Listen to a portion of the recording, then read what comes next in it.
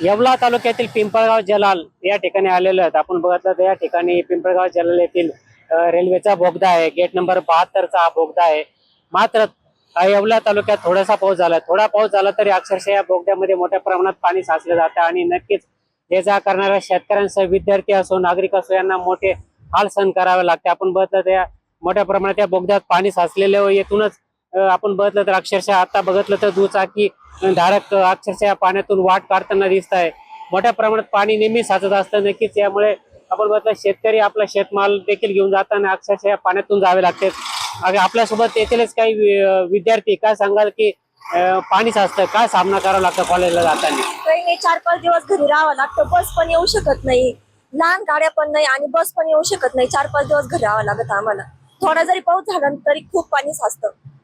आपल्यासोबत काही विद्यार्थी काय सांगाल, तू शाळेत जातो पाणी साचला तर कसं होतं मग?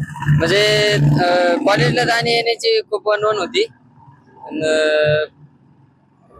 आपल्यासोबत येथील काही स्थानिक नागरिक आहे, काय सांगाल की नेहमीच पाणी साचतं, काय मागणी आहे आपली? पिंपळगाव जलाल येथील गेट नंबर 72 या ठिकाणी रेल्वेने जो पूल बांधलेला आहे, तर या पुलाचं कुठलंही नियोजन नाही आणि कुठल्याही हिशोबात हा पूल बांधला आहे ते समजत नाही. कारण गेले 4 महिने शेतकऱ्यांना इतका त्रास आहे. आमच्या पिंपळगाव जलालची काही जमीन रेल्वेच्या पलीकडून असल्यामुळे पेरणीच्या दिवसात शेतकऱ्यांना शेतात जायला मार्गच नाहीये दुसरा. त्या पाण्यातून जायचं म्हणजे खूप अवघड आहे. आणि दुसरी गोष्ट अशी, छत्रपती संभाजीनगर हा जो मधला मार्ग आहे तो पण इथूनच आहे. तर आंदरसूल मार्गे जो गाड्या जातात, जे वाहनं जातात ते कधी कधी 2-2, 3-3 तास इथेच उभे राहतात. कधी कधी 2-2 दिवस सुद्धा इथेच उभे राहतात.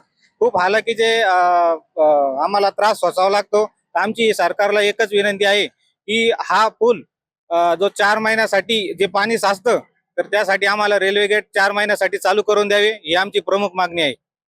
नक्कीच बघितलं तर अक्षरशः या बोगद्यामध्ये अक्षरशः पावसात मोठ्या प्रमाणात पाणी साचत असल्याने 4 महिन्याकरता तरी गेट चालू करून द्यावे अशी मागणी आता स्थानिक शेतकऱ्यांसह विद्यार्थी करताना दिसत आहे. नरेंद्र बाटाव, जय महाराष्ट्र न्यूज, येवला, नाशिक.